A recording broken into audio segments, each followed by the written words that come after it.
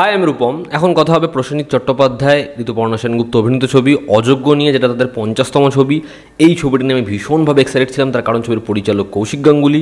তো কেমন লাগলো এই ছবিটা? আমাকে যদি এক লাইনে আমার রিয়াকশান বলতে, আমি বলবো এটা একটা ডিসেন্ট সিনেমা। এই ছবিটার থেকে আমার আরও বেশি এক্সপেকটেশান ছিল। ছবির গল্পটা যদি আমাকে একটু করে বলতে হয়, তো এখানে একটা পাস্ট, যেটা বুম্বাদার যে ক্যারেক্টার তাকে তাড়া করে বেড়াচ্ছে, এবং ঋতুপর্ণা সেনগুপ্তর যে হাজব্যান্ড অর্থাৎ রক্তিমের চরিত্র প্লে করছেন শিলাজিৎ, দুজনের পাথ ক্রস করছে। তো এই যে তার বন্ধুত্ব, সেটা আলটিমেটলি কোন জায়গায় যাচ্ছে, এই নিয়েই হচ্ছে এই ছবিটার থেকে বেশি জানতে হলে নিকটবর্তী সিনেমা হলে ছবিটা দেখো। ছবির পজিটিভ দিক, নেগেটিভ দিক, আমার কাছে এই ছবির জন্য যেমন কিছু পজিটিভ দিক রয়েছে, আবার কিছু নেগেটিভ দিকও রয়েছে। ছবির প্রথম পজিটিভ দিক হচ্ছে এই ছবিতে বুম্বাদার পারফরমেন্স জাস্ট দারুণ। ছবির যখন ফার্স্ট লুক আসে, সেখান থেকেই তাকে যেরকম দেখতে লাগে সেটা ব্যাপক, এবং তার স্ক্রিন প্রেজেন্স এই ছবিতে এত দারুণ, এরকমভাবে সে পারফরমেন্স দিয়েছে, ছবির এন্ডিংয়ে তোমার হাততালি বাজাতে ইচ্ছা করবে তার পারফরমেন্সের জন্য। তাকে দেখতে এত ড্যাশিং, এত ব্যাপক লাগে যে এই বয়সেও এরকম দারুণ তার লুকস, এরকম তার অ্যাটিটিউড, এরকম তার সোয়াগ, এবং শুধুমাত্র যে সোয়াগে খেলেছে তাও কিন্তু নয়, ইমোশনাল ব্রেকডাউনের জায়গাগুলো দারুণ করেছে। বুম্বাদার পারফরমেন্স এই ছবিটাকে কোথাও একটা গিয়ে খুব বড় করে মাইলেজ দিয়েছে। একইভাবে এখানে ঋতুপর্ণা সেনগুপ্ত, তার লুকসটা বহু ছবির মতোই, মানে এখানে তাকে আলাদা করে কোনো গেট আপ বা কস্টিউম নিতে হয়নি, কিন্তু সেই চরিত্রটা কথা না বলেও কীভাবে পারফর্ম করেছে।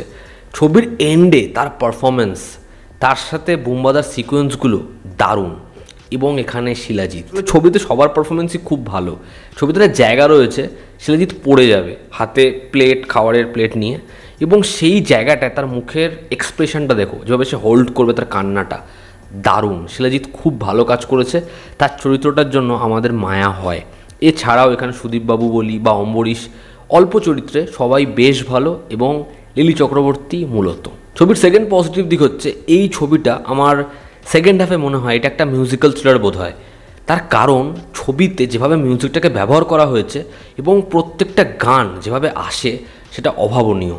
আমি বারবার বলেছি, এই ছবির মিউজিক খুব স্ট্রং পিলার এই ছবির, এবং সেটাকে ছবিতে যেভাবে ব্যবহার করা হয়েছে সেটা ভীষণ ভালো। থার্ড হচ্ছে এই ছবিটা কিছু পার্ট অ্যান্ড পিসেসে ভালো। ছবির স্ক্রিন প্লে কিছু কিছু জায়গায় আমাদের এরকম মুহূর্ত প্রোভাইড করে যেটা ভীষণ ভালো।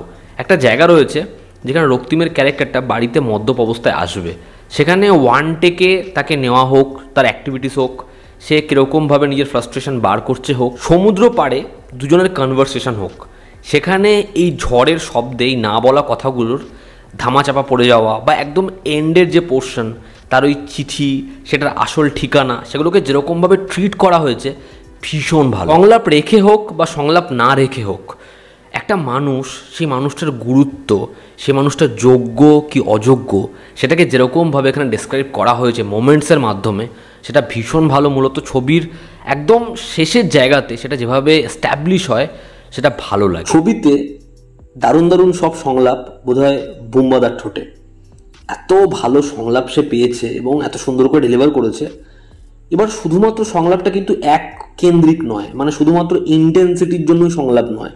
কিছু সংলাপ এত সহজভাবে আসে, মন ছুঁয়ে যায়। আবার কিছু সংলাপ যেগুলোর মানে খুব গভীর, সেটা ভালো লাগে। আবার কিছু সংলাপ যেখানে একটা মানুষ তার দেওয়ালে পিঠ ঠেকে গেছে, সেটাকে যেরকমভাবে এক্সপ্লেন করছে।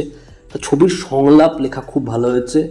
আই উইশ ছবির স্ক্রিনপ্লে রাইটিং, ছবির প্লট, সেটা সংলাপের মতো এত ভালো হতো। এবং বুম্বাদার ক্যারেক্টারটা শেড যেরকম, যদি সেটাকে আরও কিছু সিকোয়েন্সে দেখানো হতো খুব ভালো লাগতো, কারণ বুম্বাদার থেকে আমাদের চোখ সরছিল না।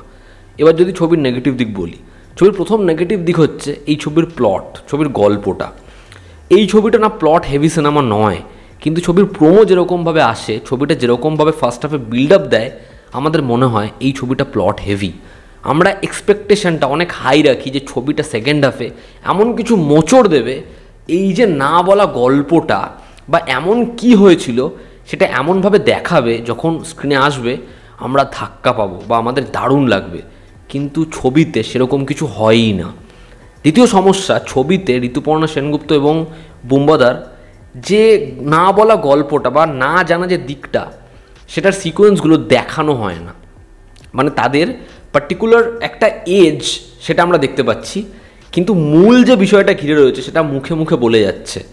ফলে সেটা কোনোভাবে ইম্প্যাক্ট তৈরি করতে পারে না। মানে ছবির প্রোমো দেখে গল্প কি হতে পারে আমরা যেটা এক্সপেক্ট করব, এই ছবির গল্পটা ঠিক সেভাবেই এগোবে এবং ছবিতে যে টুইস্ট অ্যান্ড টার্নগুলো আনা হচ্ছে সেগুলোকে স্পেস দিয়ে দেখানো হচ্ছে, কি কি করা হয়েছে, কোথায় কি প্লেসমেন্ট ছিল, এই পুরো বিষয়টা কীরকমভাবে ছিল, অডিয়েন্স অলরেডি সেটা প্রেডিক্ট করে ফেলেছে, অডিয়েন্স অলরেডি সেটা বুঝে ফেলেছে।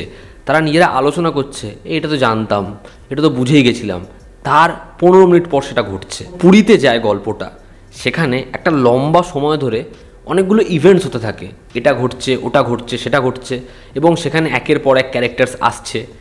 কিন্তু আমরা সেখানে আশা করছি যে এখানে একটা বড় সড়ো কোনো ইভেন্ট হবে, বা এই যে প্ল্যানিংটা, এই যে পুরো ভাবনাটা, ছকটা, সেটা আমাদেরকে অনেক সারপ্রাইজেস দেবে, অনেক আপ অ্যান্ড ডাউনস আসবে। কিন্তু সেটা সময় খালি নিয়েই যাচ্ছে কিন্তু আর আমাদের নতুন কিছু দেখাচ্ছে না। ফলে সেই জায়গাটা আমাদের মনে হয় এটাকে টেনে ইলংগেট করা হয়েছে। ওভারঅল অযোগ্যর থেকে আমার এক্সপেকটেশন বেশি ছিল, তবে এই ছবিটা একটা ডিসেন্ট সিনেমা। বাট বুম্বাদা প্রসেনজিৎ চট্টোপাধ্যায় নিজের পারফরমেন্সে, সোয়াগে, তার স্ক্রিন প্রেজেন্সে মন জয় ডেফিনেটলি করবে। তুমি ছবিটা অবশ্যই দেখো। তো এই ছিল আজকের ভিডিও। ভালো লেগে থাকলে লাইক করো, শেয়ার করো, সাবস্ক্রাইব করো। তোমাদের কি অপিনিয়ন তোমরা জানিও, জনতা আমাদের পাশে আছে। আবার দেখা হচ্ছে, টেক কেয়ার।